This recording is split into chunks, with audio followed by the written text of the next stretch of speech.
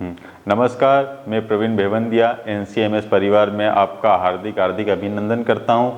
आज मैं आपके लिए कक्षा 6 की हिंदी पाठ्य पुस्तक वसंत से पाठ 8 लेके आया हूं, ऐसे। ठीक है ना। यह बहुत ही अच्छा, रोमांचकारी और बहुत ही प्यारा पाठ है। इसमें एक विद्यार्थी के जीवन के बारे में बताया गया है कि जो विद्यार्थी समय पे कार्य पूरा न करने के कारण, ठीक है ना, वो किस तरीके से उसके जीवन में परेशानी का सामना करना पड़ता है, वह इस पाठ में दे रखा है। और बहुत ही चालाकी से और बहुत ही अच्छे तरीके से कि किस तरीके जो फितरत है वो बच्चे के मन में आती है, तो वह इसमें दे रखा है। तो यह पाठ हमारे जीवन में एक नई सीख देता है, एक नई बात बताता है कि आपको जीवन में किस तरह रहना है। ठीक है ना। उस पार्ट बताने से पहले क्या है कि मैं आपको थोड़ा इंट्रोडक्शन देता हूँ, कुछ समझाता हूँ। अगर मैं उसको पूरा पार्ट अभी एक्सप्लेन कर दूंगा तो पार्ट का जो है रोमांच पूरा ख़त्म हो जाएगा। एक संवाद रूपी पार्ट दे रखा है। इस पार्ट में क्या है, जो है नाटक देखते हैं आप, ठीक है ना, कि इसमें नाटक के कुछ पात्र दे रखे हैं। मोहन दे रखा है, दीनानाथ, माँ दे रखी है। तो इनके जो वचन है, जो बोलते हैं एक दूसरे, जैसे माँ दे रखी है तो माँ कुछ कहती है, दीनानाथ जी कुछ कहते हैं, मोहन कुछ कहता है। तो इसको बहुत अच्छे से एक नाटक के तौर पे दे रखा है और ये बहुत ही बढ़िया पाठ है। और हो सके तो इस पाठ को आप पढ़िए, तो ये बहुत ही सुंदर और एक नई चीज़ आपको दिखाता है, नए रास्ते पे दिखाता है किस तरह आपको एक किसी कार्य को न करने के कारण किस तरह किस परेशानी का सामना करना पड़ता है। उससे अच्छा है कि हम उस कार्य को समय पे कर देते हैं तो हमें बहुत ही फ़ायदा होता है। इस नकारात्मक या नेगेटिव थिंकिंग या दूसरी परेशानियों से हम बचा जा सकता है। आइए हम पढ़ते हैं। इसमें पात्र है मोहन, ठीक है ना। मोहन चूँकि इसका महत्वपूर्ण हिस्सा है, जो एक विद्यार्थी होता है, एक स्टूडेंट होता है। उसके बाद आता है दीनानाथ। दीनानाथ क्या है, उनके क्या है, एक पड़ोसी है, जो आपके सबके आसपास जो अंकल रहते हैं, आंटी रहते हैं, वहाँ पर उनका एक पड़ोसी है। माँ मोहन की माँ है, ठीक है ना। पिता मोहन के पिता हैं। मास्टर जी मोहन के मास्टर जी हैं, जो जिस स्कूल में वो पढ़ता है वहाँ के मास्टर जी हैं, मोहन के मास्टर जी। उसके साथ में ही वैद्य जी, डॉक्टर तथा एक पड़ोसी, ठीक है ना। तो ये क्या है, एक वैद्य जी भी आता है, उसके बाद में डॉक्टर साहब भी आते हैं और उनके पास में एक पड़ोसन भी रहती है, जो आंटी रहती है।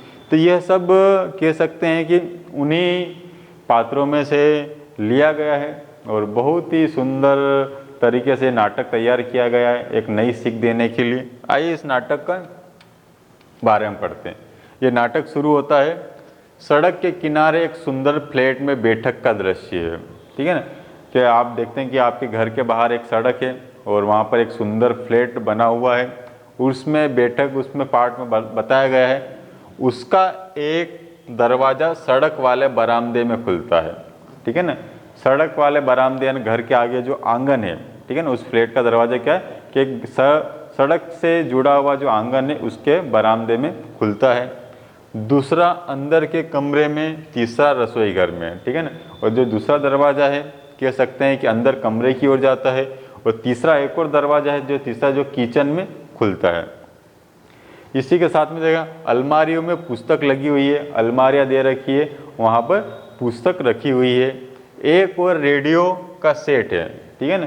ये पार्ट क्या है, पुराने समय का है, जो हमारे जैसे एलईडी या मोबाइल या कंप्यूटर नहीं था। उस समय क्या है कि रेडियो ही सबसे महत्वपूर्ण होता था, टेलीफोन बूथ होता था, ये सब चीज़ होती थी। तो वहाँ घर के लिए एक रेडियो रखा हुआ है। दो और दो छोटे तख्त बने हुए हैं। तख्त यानी होता है कि लकड़ी के पलंग, ठीक है ना। दो और दो छोटे तख्त हैं जिन पर गलीचे बिछे हुए हैं, ठीक है। गलीचे यानी कालीन या चादर बिछी हुई है। बीच में कुर्सियां हैं, कुर्सियां यानी आपने चेयर रखी हुई है। एक छोटी सी मेज भी है, एक छोटी सी टेबल भी रखी हुई है। उस पर फ़ोन रखा हुआ है, ठीक है ना। फ़ोन आपने देखा होगा, ठीक है ना। आज तो हम सभी क्या मोबाइल यूज़ करते हैं, लेकिन उस समय क्या है कि सब कह सकते हैं कि टेबल में क्या एक फ़ोन ही हुआ करते थे, जिसमें नंबर डायल करते थे यूँ करके और फ़ोन पे हम बातें करते थे, जैसा कि आपको चित्र में भी दे रखा है। इसी के साथ में दे रखा है फोन रखा है पर्दा उठने पर। अब जैसे कि नाटक है दे रखा है तो नाटक की एक शुरुआत होती है तो एक पर्दा उठता है। आपने बहुत सारे नाटक देखे होंगे कि पर्दा, आप नाटक देखने जाते हैं तो एक बड़ा सा पर्दा लगा हुआ रहता है, तो वैसे ही पर्दा उठना शुरू होता है। ठीक, मोहन एक तख्त पर लेटा हुआ है। मोहन जो एक विद्यार्थी है वो है अपने एक बिस्तर, लकड़ी के जो बिस्तर है उस पर आराम से लेटा हुआ है। 8-9 वर्ष के लगभग उम्र होगी। उसकी एज कितनी है? 8 से 9 वर्ष के बीच का होगा, यानी वो तीसरी क्लास में पढ़ता है। कौन सी क्लास में पढ़ता है? 3rd स्टैंडर्ड में, तीसरी क्लास में बच्चा पढ़ता है। अब तीसरी क्लास का बच्चा क्या कर रहा है आप खुद विचार कीजिए।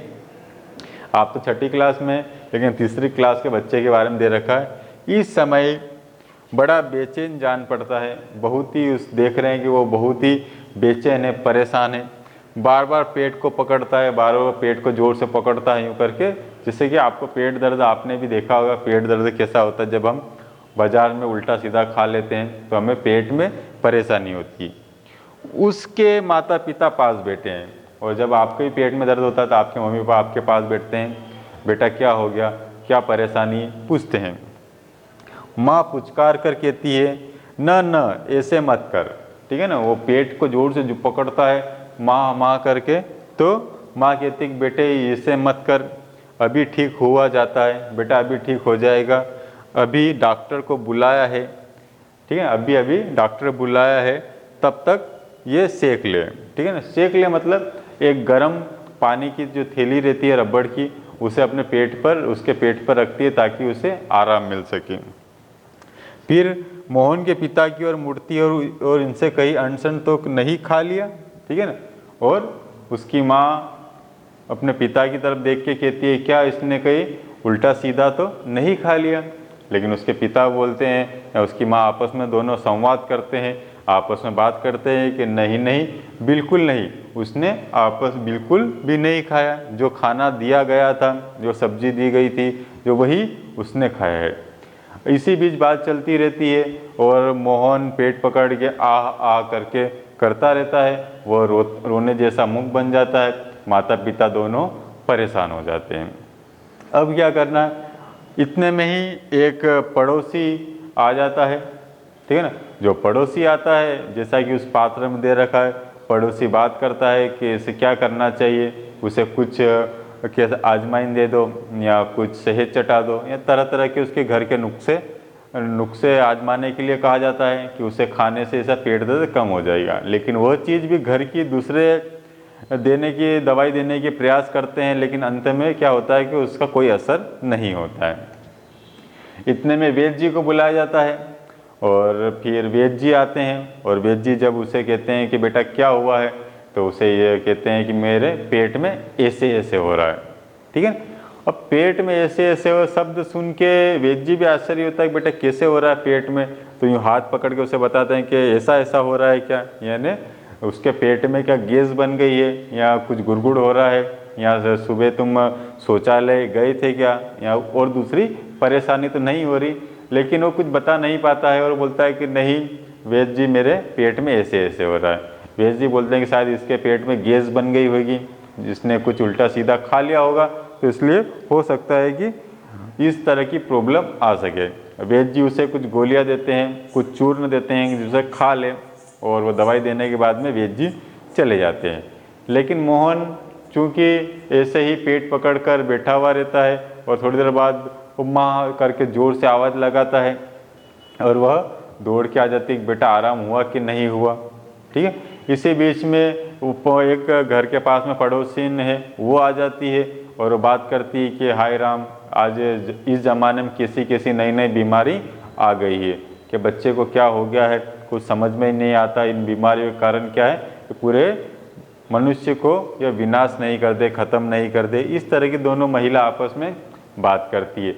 मोहन की माँ ऐसे ऐसे बच्चा पेट पकड़ कर करता है, मोहन करता है, तो घबरा जाती है कि मेरे बेटे को कोई बड़ी बीमारी तो नहीं हो गई। इतने में ही वह उनके पिता डॉक्टर एक चोंगा उठाते हैं, टेलीफोन उठाते हैं और बात करते हैं डॉक्टर साहब को कि डॉक्टर साहब आप आइए, मेरे बेटे का इलाज कीजिए। डॉक्टर साहब आते हैं। ठीक है ना, वो उनसे कहते हैं कि मोहन से बात करते हैं कि बेटा क्या हो गया, क्या परेशानी है। बस मोहन पेट पकड़ के बोलता है कि पिताजी, डॉक्टर साहब मेरे पेट में सिर्फ ऐसे ऐसे हो रहा है। डॉक्टर भी उस बीमारी को समझ नहीं पाते कि आखिर ये बोलना क्या चाह रहा है, कहना क्या चाह रहा है। ठीक है, लेकिन क्या है, डॉक्टर साहब उससे तरह तरह के क्वेश्चन पूछते हैं, तरह तरह के सवाल उठाते हैं, लेकिन वो सिर्फ पड़े पड़े सिर्फ जोर से कर्राता है कि ऐसे ऐसा है। डॉक्टर साहब उससे बोलते हैं क्या तुम क्या सुबह शौचालय गए थे, तुमने कुछ उल्टी सीधी चीज़ तो नहीं खा ली, हो सकता है कि उसके पेट में कुछ गलत चीज़ खाने से इसका है, और तरह तरह की बात होती है। अंत में डॉक्टर साहब उसे कुछ दवाइयाँ दे देते हैं और वहाँ से चले जाते हैं। लेकिन चूंकि अगर आप देखा जाए तो क्या है कि उसका पेट दर्द ठीक होने का नाम ही नहीं ले रहा है और वो ठीक हो ही नहीं रहा है। और देखा जाए तो धीरे धीरे स्कूल का जो जाने का समय है वो भी नज़दीक आ रहा है कि अब स्कूल भी उसे जाना है और इसका पेट दर्द धीरे धीरे बढ़ते ही जा रहा है। पेट दर्द का इलाज समझ में ही नहीं आ रहा है, माता पिता भी परेशान है। पिताजी ऑफिस से छुट्टी लेके वापस घर आ जाते हैं, माँ साहब का घर का काम काज छोड़ के घर आ जाती है, पड़ोसन और पड़ोसी भी आ जाते हैं कि आखिर बच्चे को हुआ क्या है। हमारे आसपास के जो पड़ोसी है वो भी, अगर हम बीमार हैं या वो बीमार तो हम जाते ही हैं, तो वैसे ही मोहन के भी आसपास आ जाते हैं। लेकिन जैसे जैसे स्कूल जाने का समय पास आता है, समझ में नहीं आ रहा है, परेशान हो रहे हैं कि मेरे बच्चे को कोई बड़ी बीमारी तो नहीं हो गई। इतने में ही क्या मास्टर साहब का उनके घर आना होता है। मास्टर साहब उन्हें देख के ही समझ जाते हैं कि बच्चे को आखिर परेशानी क्या है। चूँकि 8-9 साल का जो हमारा जो मोहन है वो बहुत ही क्या है कि चालाकी से काम करता है। उससे पूछते हैं कि बेटा क्या हो गया, तो वो मास्टर जी को देखकर उसका रंग उड़ जाता है, वो घबरा जाता है और बोलता है कि नमस्कार मास्टर जी। तो मास्टर जी उसे देखकर एक बार में समझ जाते हैं कि इस बीमारी का उपाय मेरे पास है। और माता पिता बोलते हैं कि क्या उपाय है, तब वो बताते हैं कि शायद इसने मेरे द्वारा दिया गया होमवर्क है, जो गृह कार्य दिया गया है वो इसने नहीं किया है। माता पिता दोनों ही मोहन को आश्चर्य से देखते हैं और मोहन दोनों को देखकर सिर झुका लेता है। माँ कहती है कि देखो इसके पेट में कितनी बड़ी दाढ़ी है, कितना छुपा रुस्तम है, इसने तो हमें बिल्कुल डरा ही दिया और हमारे कोई भी कार्य नहीं करने दिए। इस तरीके से उसे डांटते हैं। लेकिन मास्टर जी बोलते हैं कि तुम्हें अपना गृह कार्य होमवर्क सही समय पे करना चाहिए। देखिए तुम कितनी बड़ी मुसीबत में फंस सकते हो। अगर एक दिन अगर तुमने यही पकड़ा गए, अगर जिस दिन तुम सचमुच पेट में दर्द हुआ तो कोई भी तुम्हारी बात पर विश्वास नहीं करेगा। इसलिए मैं तुम्हें कहता हूँ कि तुम्हें आज नहीं लेकिन एक दिन बाद तुम्हारा होमवर्क अगले दिन चेक करूँगा, तुम आराम से होमवर्क कर लो। और यहीं से ये पाठ समाप्त होता है। तो इसमें बताया गया है कि हमें जो काम दिया गया है वो काम हमें समय पे करना चाहिए, नहीं तो उस समय बचने के लिए हम तरह तरह के झूठ बोलने का प्रयास करते हैं और आखिरी में हम उसी जाल में, उसी झूठ में फंस जाते हैं, जिससे हमें सारे जग के सामने हमारी हंसाई होती है, हम शर्मिंदा होते हैं। तो हमें जीवन में इस तरीके कोई कार्य नहीं करना चाहिए कि हमारे जीवन को, हमारे परिवार को हमें कुछ कठिनाई का सामना करना पड़े और हमें हमारे दूसरों के सामने हमें शीश झुकाना पड़े या शर्मिंदा होना पड़े। तो यह पाठ हमें यही शिक्षा देता है। आइए हम इस पाठ के कुछ प्रश्न अभ्यास में आपको बताना चाहते हैं, ये बहुत ही आवश्यक है। एकांकी से सड़क के किनारे एक सुंदर फ्लैट में बैठक का दृश्य है, जैसा कि नाटक में दे रखा है, मैंने आपको समझा। उसका एक दरवाज़ा सड़क वाले बरामदे में खुलता है। घर का दरवाज़ा हम खोलते हैं तो घर के बरामदा है ना, घर का आंगन, उस पर एक फ़ोन रखा हुआ है। फ़ोन जो टेलीफोन होता है, ठीक है, जिस पर हम बात करते हैं, रखा है, ठीक है ना। टेलीफोन, मोबाइल नहीं आता, टेलीफोन अलग रहता है, आपने देखा होगा। वो टेलीफोन रहता है जिसमें कीपैड नंबर होते हैं और नंबर लगा के हम बात करते हैं, जो वायर से लेस होता है, ठीक है, उसे टेलीफोन करते हैं। इस बैठक की पूरी तस्वीर बनाओ। इस बैठक की तस्वीर आपको सभी को बनाना अनिवार्य है, ठीक है ना। ये क्वेश्चन क्या है, एक चित्रकारी के रूप में 5 नंबर में कहीं न कहीं आ जाता है, ठीक है। तो ये आपको बैठ के स्वयं बनाना है, ठीक है। और इस सड़क के किनारे जो सुंदर फ्लैट है, इन वाक्यों को पढ़कर ही आपको बनाना है। एक सड़क बनानी है, उसके घर आंगन बनाना है और एक घर बनाना है। और घर भी ऐसा बनाना है कि दरवाजे खुलते हुए और एक टेबल पर आपको क्या दिखाई दे, टेलीफोन बूथ दिखाई दे। तो चित्र ये आपको स्वयं करना है। माँ के मोहन के ऐसे ऐसे कहने पर क्यों घबरा रही थी, ठीक है। माँ घबरा गई, ठीक ठीक है ना। अगर आपको पेट में दर्द होता है और आप पेट पकड़ जोर से कर्राते हैं तो माता पिता घबरा जाते हैं, ठीक है ना। माँ भी, उसकी मोहन की माँ भी घबरा गई, कहीं मेरे बेटे को कुछ बड़ी बीमारी तो नहीं हो गई या मेरे बेटे को कुछ हो तो नहीं गया, यही सोच सोच कर माँ घबरा रही थी। ऐसे कौन कौन से बहाने होते हैं जिन्हें मास्टर जी एक ही बार में सुनकर समझ जाते हैं? ऐसे बहानों के बारे में लिखो, ठीक है ना। आपने बहुत सारे बहाने बनाए होंगे स्कूल में कि मेरे पेट में दर्द है, मेरे सिर में दर्द है, मैं कहीं बाहर चले गया था।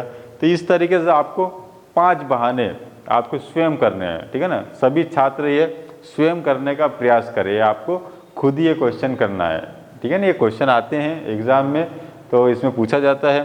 तो ये बहाने क्या है कि बहुत सारे बहाने हैं, ठीक है ना। तो ये आप अपने विवेक से सोचकर आपको कम से कम 5 बहाने अवश्य लिखने हैं।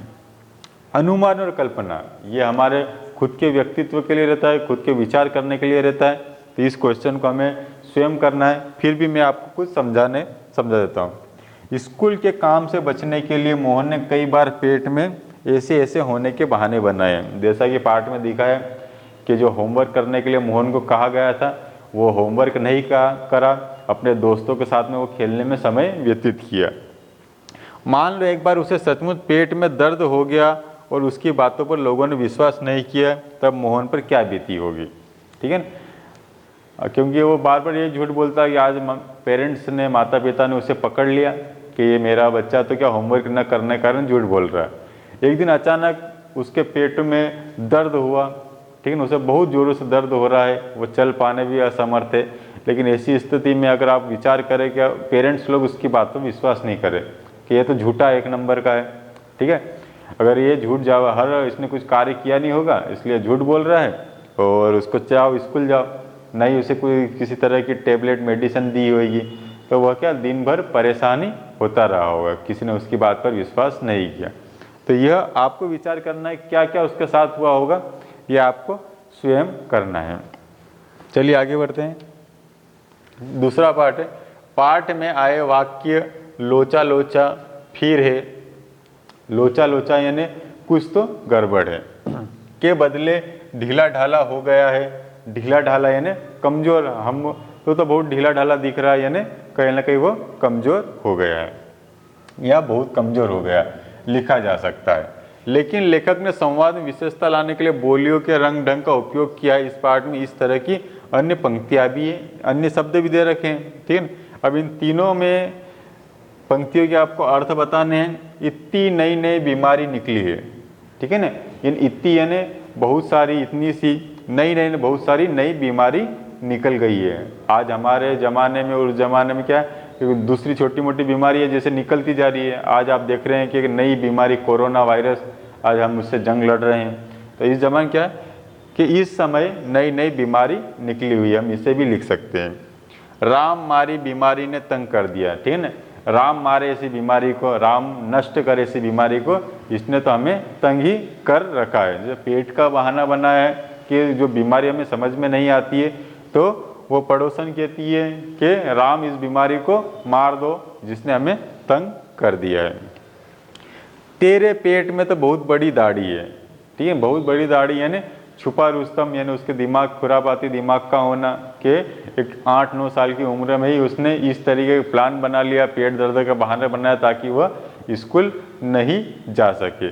तब माँ कहती है, मोहन की तरफ देख के बोलती है कि तेरे पेट में बहुत बड़ी दाढ़ी यानी छुपा रुस्तम होना। अनुमान लगा इन पंक्तियों को दूसरे ढंग से कैसे लिखा जा सकता है। तो इन 3 पंक्तियों को, इसका अर्थ मैंने आपको बताया है। आपको अनुमान लगा के विचार करना, सोचना है कि आपको ये 3 पंक्तियाँ आप किस प्रकार लिखेंगे। इन शब्दों को आपको बदल के या इसके अर्थ के रूप में आप इन्हें अपने हिसाब से या अपने विचार से आप इसे लिख सकते हैं। आइए हम तीसरा पढ़ते हैं।